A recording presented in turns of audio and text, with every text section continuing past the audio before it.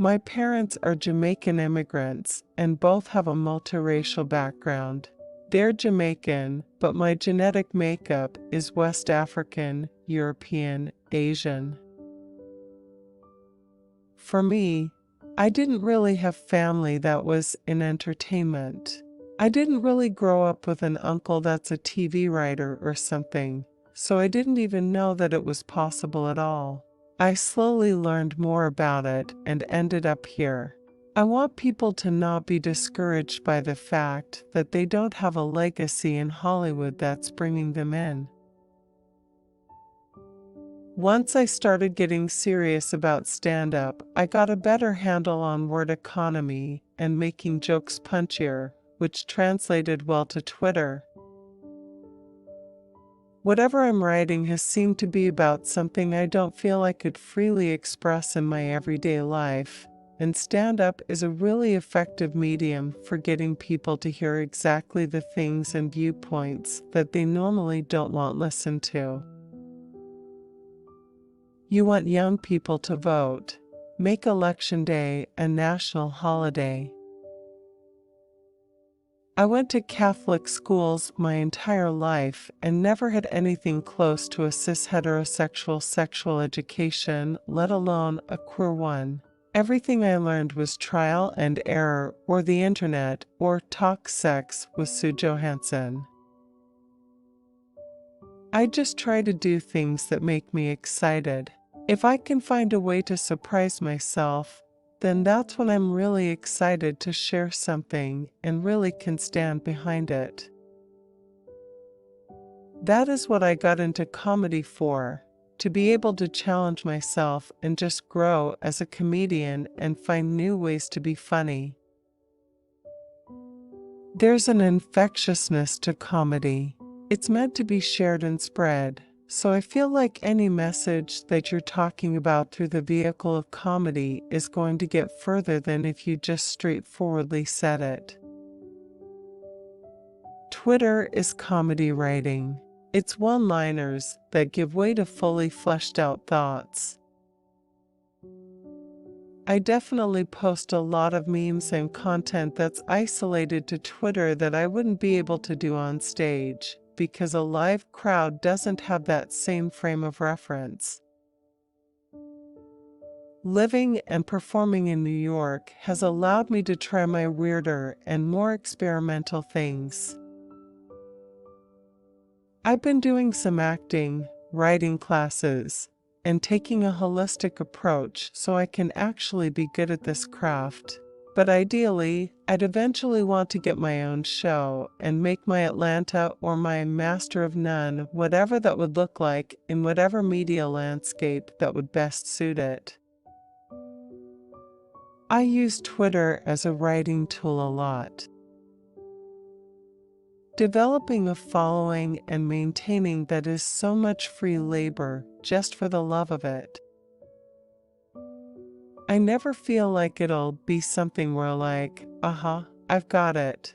I'm funny for the rest of my life. I don't need to tell jokes anymore.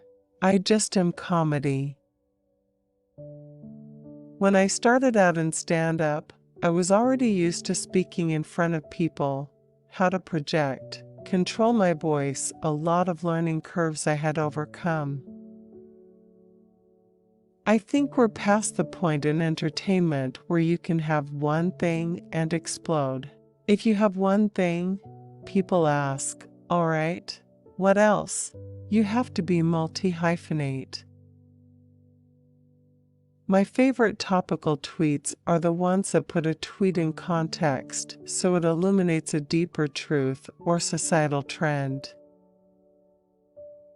The internet has created so many niche audiences that when millions or even thousands of people can be on the same page, it's a truly special thing. For memes, I have an entire iPhone folder of photos that I've taken or saved because I find something about them hilarious. Amazon's been around for 24 years. And now they're doing what any 24-year-old does, move to New York and gentrify a neighborhood. As a gay person, I'm used to speaking on gay issues. As a Black person, I'm used to speaking on Black issues.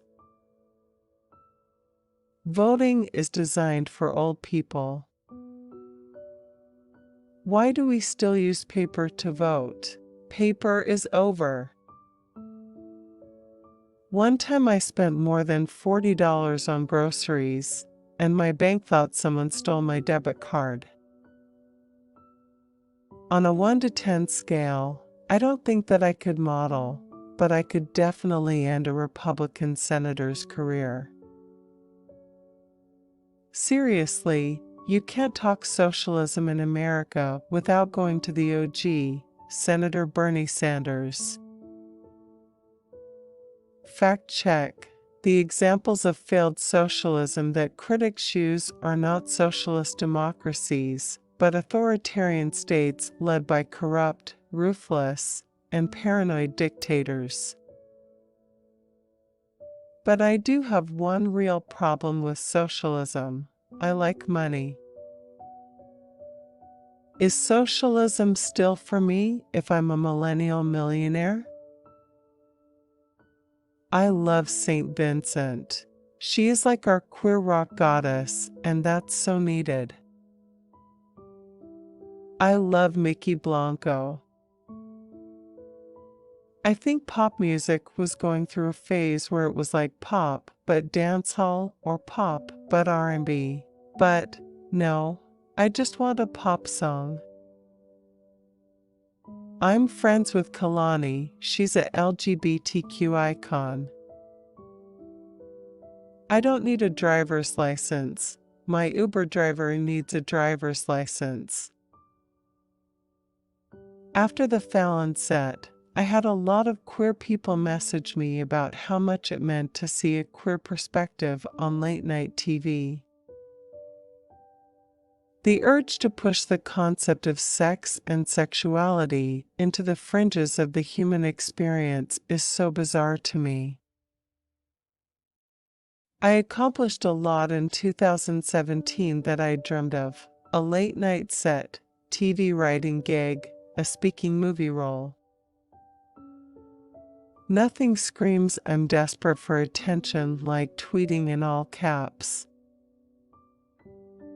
The news can be very cyclical. The same issues are coming up over and over and over again. I go through my tweets while writing and be like, oh, this is staying power and is still relevant. There's a lot of times when I just want to scream into the void.